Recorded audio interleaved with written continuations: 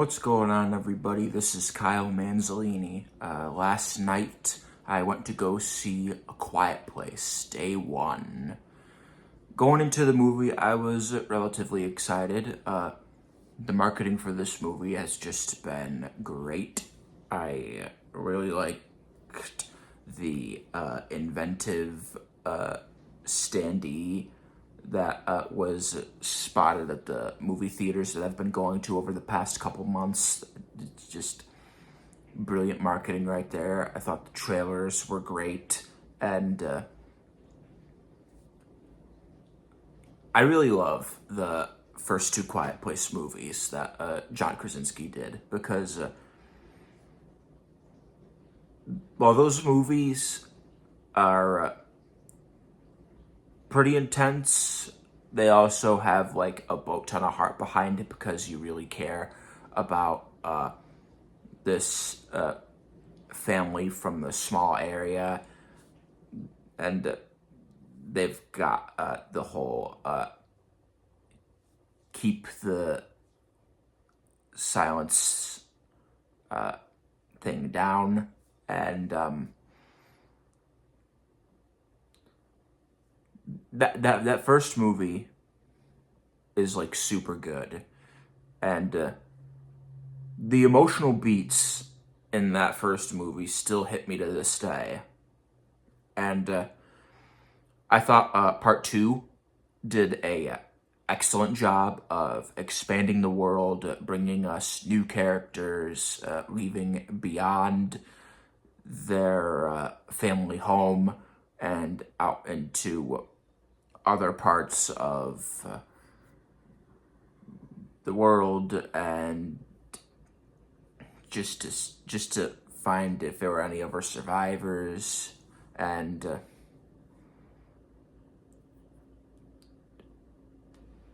it's pretty much just been a great like survival movie series so far, and I really love those first two movies.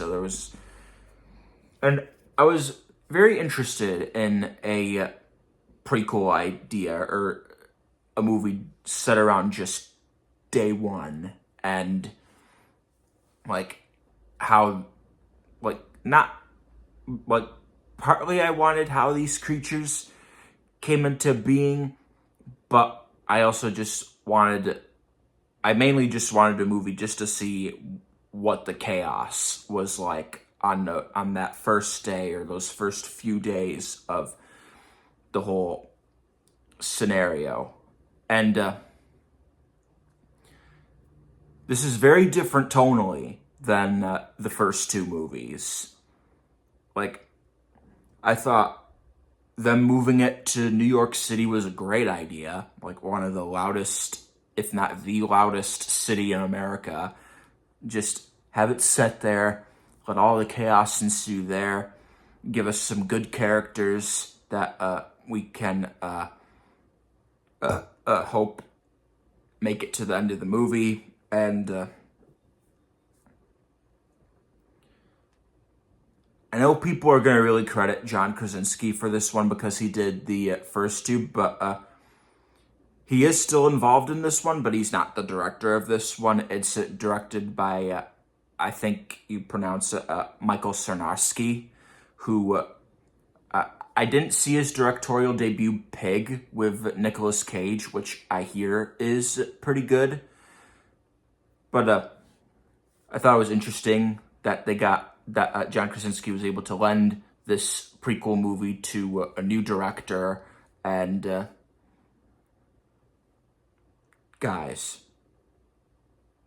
honestly, this might be like, this is in my top 5 for like best movies of the year, because this movie is so good. I know some of you are gonna find this very hard to believe. Like, really, a prequel movie like good enough to be in your top 5 for the year? Hear me out. But seriously though, we have been really getting some really good prequels lately with Furiosa and now this. Like, this is like the day one movie that I kind of wanted from A Quiet Place. Like, the setting was like literally perfect. It's very atmospheric. It's definitely a lot bigger and grander in scale than the first two movies. You get to see way more of the creatures. You don't really get the whole conspiracy, where did they come from, all kind of thing. But I didn't mind that because I was just like so riveted by the story and what they were trying to go for. And the cast of characters they give you in this new movie, I thought were great. Lupita Nyong'o leads the film. She is just terrific. She was excellent in this movie. If you haven't seen her in Us, from Jordan Peele, then you'd know that she is like great in the horror department, and she's kind of a different character in this movie, but she's still terrific. Like she just basically plays this like lone person, just wants to be like by herself with her emotional support cat, and we'll definitely get to the cat later. But I also thought Joseph Quinn in the movie did a good job for his part, and his dynamic with Lupita Nyong'o's character I thought was good.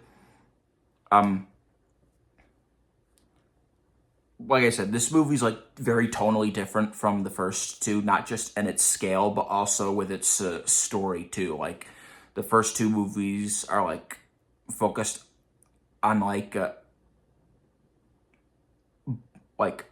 family that you're born with, and this movie focuses on like the people you run into that aren't related to you, but you kind of connect with as you're trying to survive this apocalypse. But I thought for the story that it was trying to tell, that it did a great job. It's a very very heavy movie. Like it deals with a lot thematically that each of the characters go through. Like they have their own neat little struggles, and they want to get to safety, but at the same time, they also need to keep themselves in check. And I just thought it was really neat how they tackled it. I know not everybody's gonna like the ending of this movie, but it's like one of those poetic, artistic movie kind of endings, and I'm sorry, folks. I really digged the ending of this movie. Like, for everything it was trying to do and the journey that these characters go through, I just felt like it could not have had a more perfect ending.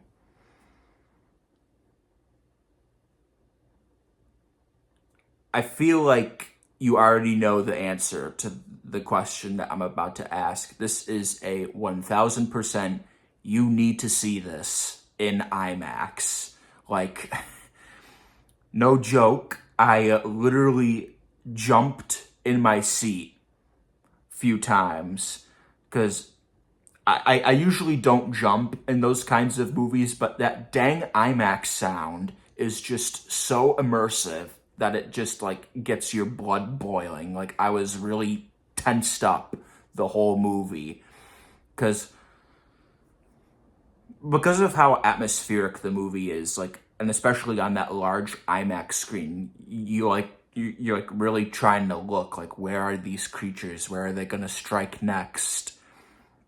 And then you'll just like see one just like swoop down, and you're like, and then then some points they'll just immediately catch you off guard and just like boom, all this is happening, and then that just gets you out of your seat, and then with all the trying to not make too much noise, like if you even heard like the tiniest little thing, I was just like, you better get yourself to safety. But yeah, this definitely needs to be seen in an IMAX theater because that's how I saw it. But if you don't have the money for IMAX, any other premium setting will do. But if you want to see it regular, that's fine too. But it just really needs that IMAX because the tall screen will just immerse you into the world, and that sound design will really get you. Like,